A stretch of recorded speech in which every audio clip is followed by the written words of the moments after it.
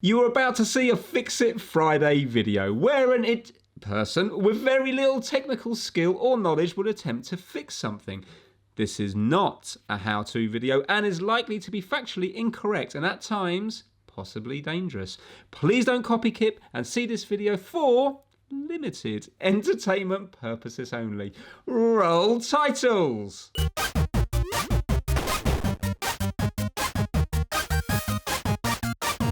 Welcome to the channel if it's your first time here, and welcome back if it's not. Now in today's video, it's not really a Fix It Friday, it's more of an Upgrade It Friday. So you might remember recently I did a video, well actually a series of videos on a SEGA Game Gear, and the final video, it ended up looking a bit like this.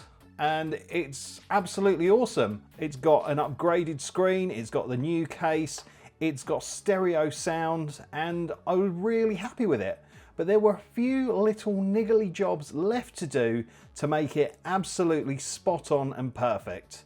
And one of the first ones you might be able to notice down here is where this speaker has been added. It's got a green bracket holding it in place, and I don't really like that. I think, yeah, it just looks a little bit rubbish. And also, we're using the original Game Gear power board, which is great, but it sort of ruins the aesthetic. We've got like this nice white clean amp duo board, and yeah, we've just got like this green circuit board. So in the video today, we're going to fix both of those problems, and we're going to use these things to fix it. So here, in this bag of bits, I've got a black speaker holder guy, which is good. So we're going to replace the green one. And more excitingly, we've got this. Now this is the Game Gear Clean Juice, and this is a new power board for the Game Gear, which has got sort of a cleaner power supply, I guess. And instead of using the traditional AA batteries, we've actually got these battery packs. Now these will go in the battery compartment and plug directly into the board, and they are rechargeable battery packs. And this Clean Juice board has got a USB-C connector on it, so we can actually recharge the Game Gear and take it out, and as it says, over 22 watts of power, lasts 20 plus hours. So that's perfect. So we don't have to keep using the traditional AA batteries. We can use some modern battery technology, which is awesome. So yeah, in this video today, we're going to dismantle the Game Gear and we're going to fit these little add-ons and give them a little go. So yeah, it's going to be a relatively quick video, I think. It should all run pretty smoothly. The Game Gear works absolutely fine at the moment. And yeah, it's just sort of slightly cosmetic and functionality upgrades, I guess, rather than a repair. But hopefully, it should still be interesting. Hopefully. Anyway, let's clear some stuff away and get into this Game Gear and start the process. And while I am dismantling the Game Gear, I'm going to shout out all the awesome people that have joined the channel. Now, joining the channel costs from 99p a month, and it helps me afford to buy stuff like this upgrade. And yeah, it just really makes my life a little bit easier. So if you want to join the channel because you like my content, then please feel free. But if you don't want to join it, just like the video and subscribe to my channel. That really helps as well. And that's completely free. So yeah, that's it. So anyway, I'm going to get into this. And while I am, I'm going to shout out all those awesome people who've already joined. So first up, we have our Facebook subscribers who are Rebecca and Tom. Then we've got our YouTube members who are the Kip fans, who are Matt Lovey's, JRC Electrical, For the Burbs, Wayne Cornish, Mike Cass, Rob Lynn and Scott Made a Thing. Then we've got the awesome early birds who are Dean Ball, Sean at Cablesmith Electrical, Wayne's World of Retro, Tim Salt, Sorcerer Stan and Mark C. Then we've got those lovely Kip lovers who are the incredible Bella Webster and Stez Sticks Flippin' Fix. And she's still here. She is our incredible Kip nutter, and that is Becky Boobar. Thank you, Becky, for all of your support, and big love to all of you over on Facebook and YouTube. There we go. It took longer than it should have done because some of the screws are holding in this mount rather than holding it into the case. But yeah, I figured out what's going on now, so that's good. So yeah, I've just got to quickly take this screw off here.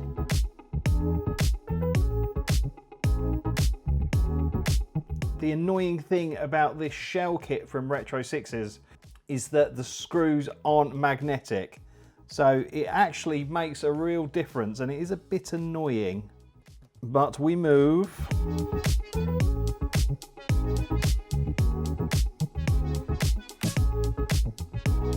So yeah, that's one job ticked very quickly off the list, and that will make it look a lot better.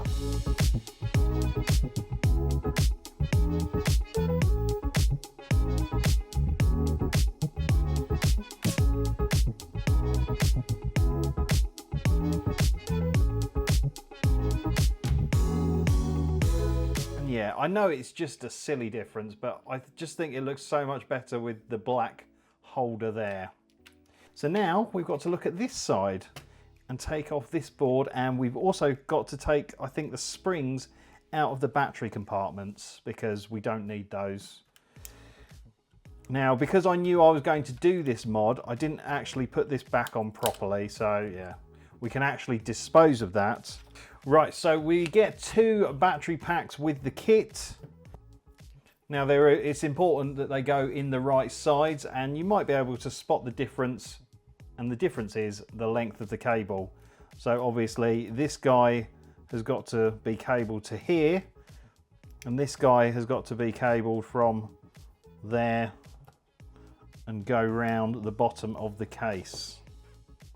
So we need to get rid of these battery connectors because these won't go in with them there.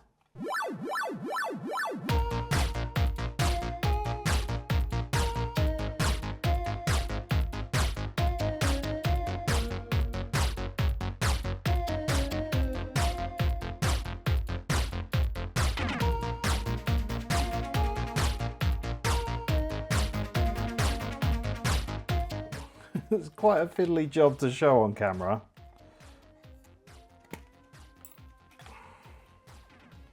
There we go, nearly done. Just got one more tab down there to get out.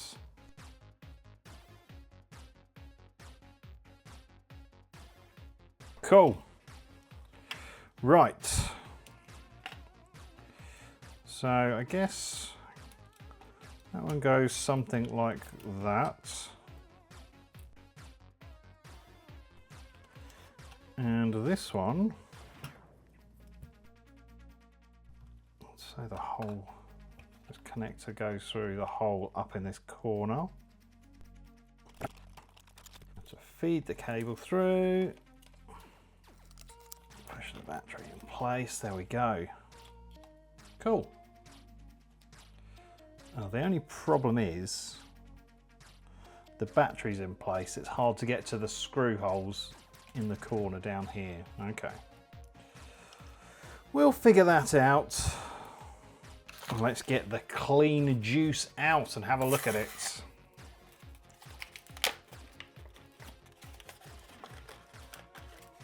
Excellent. So there we go. We've got a USB-C connector here, which supplies the power. And then we have got the power connector here that goes onto the Game Gear. Oh, I say, so it can either run on 1 or 2 batteries. So we've got both of them. Bits and bobs on here. So we've got a battery test button there, which is pretty cool. That button. Yep.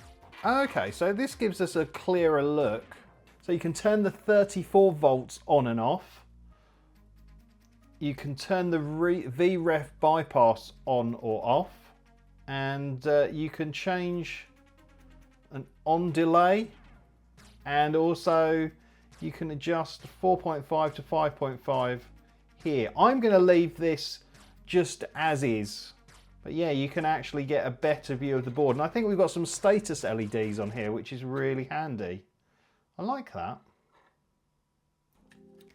So yeah, we've just got to get this in position. Oh, okay, so it could probably go like that. Yeah, that seems like a nice way to channel the wire. Right, let's get it screwed into position.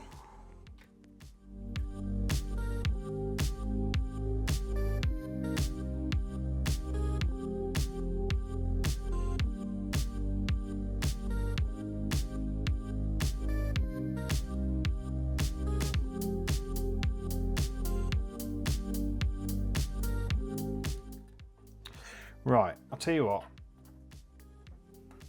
Let's plug it into charge and see what it does.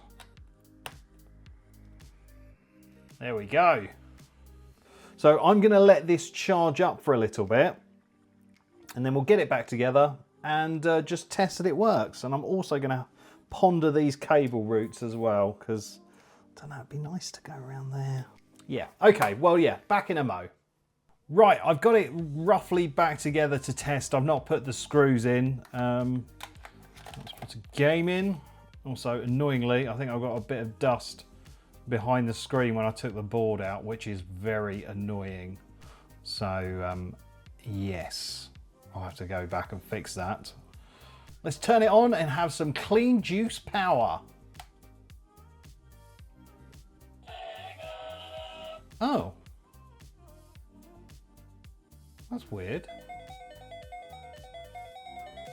Like corruption on the screen. That wasn't there before. Have I damaged something? Yeah, look, it's all glitchy.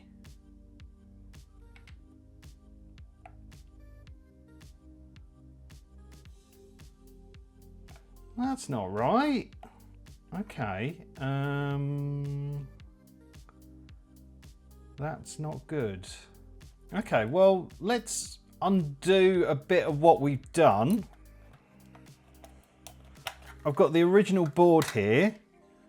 I don't really want to take the battery packs out. So if I just power it through, I'll tell you what.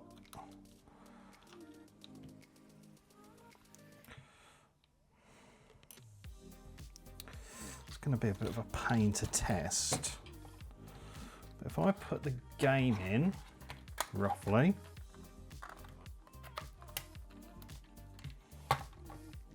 yep. If I take the old regulator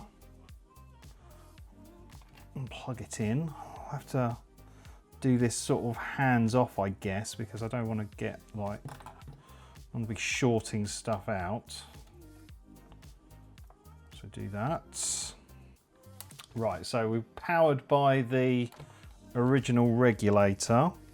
I've got a bit of bubble wrap here. I use that as a sort of insulator just to keep everything away. Right, let's put the bench power supply on. Yep, 9 volts. Okay, so I think spring is the negative terminal. Yep, spring is negative. That is positive. Oh, okay, that was on. Oh, that is absolutely fine. Okay. Yeah, that looks perfect. Yeah, absolutely no corruption. So it's obviously something wrong with the clean power board. Maybe it's not supplying enough voltage. Maybe it's supplying too much. Do you know what? I'm going to get in touch with RetroSix support and see what they say, because I don't want to like tweak too much and fiddle around. They might go, oh yes, you need to do X, Y, and Z. But yeah, there was definite corruption there. That's so annoying. I was hoping this would be a really quick and simple video to film. Let me speak to RetroSix support and I'll come back when they've got back to me. Well, it is a little bit later on the same day and I've been doing a bit of investigation while I was waiting for RetroSix support to get back to me. I am filming this on a bank holiday Monday, so I wasn't expecting any response from them until like tomorrow or the day after or anything like that. So no shade on RetroSix here for not replying. But I was doing a little bit of tinkering. Now, as you saw, it all worked fine with the original power board. And it mentions on this board here that you can adjust the 5 volts from 4.5 volts to 5.5 volts. And so I thought, well, why don't I measure the voltage coming out of the original power board and see what that is? So I measured the voltage coming out of the original power board and it was around about 4.97 volts.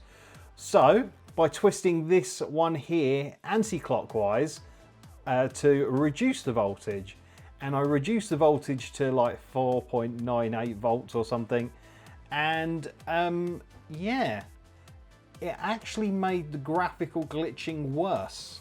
So putting the voltage back up to around about 5 volts made it slightly better. So I think now I've adjusted this slightly higher, we should be clear of the graphical glitches. That's the theory anyway. So yeah, we've gone just over 5 volts and we'll see if that makes any difference whatsoever. Right, I've not plugged in the speakers yet because we don't really need those right this second. So hopefully, in theory, we should have an upside down Sonic with no graphical glitches. What do you reckon? Do you reckon I've done it? Oh, and also I cleaned out the speck of dust that was in there as well because it was annoying me. Right, let's give it a go.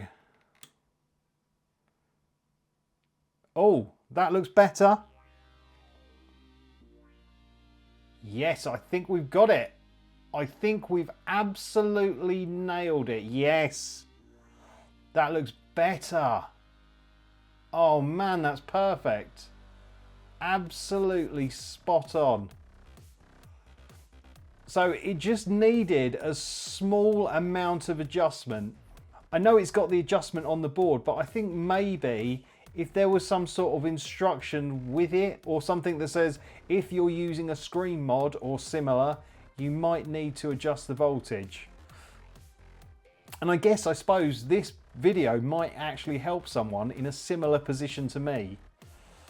But yeah, it just seems to work perfectly now. So I guess now what we should do is get this back together properly and have it looking amazing, sounding amazing, and also powered by these batteries. So yeah, I'm going to quickly whiz through getting it all back together, and hopefully in a moment or two we will see a finished, gorgeous, bang up to date modern Game Gear. That's the theory at least.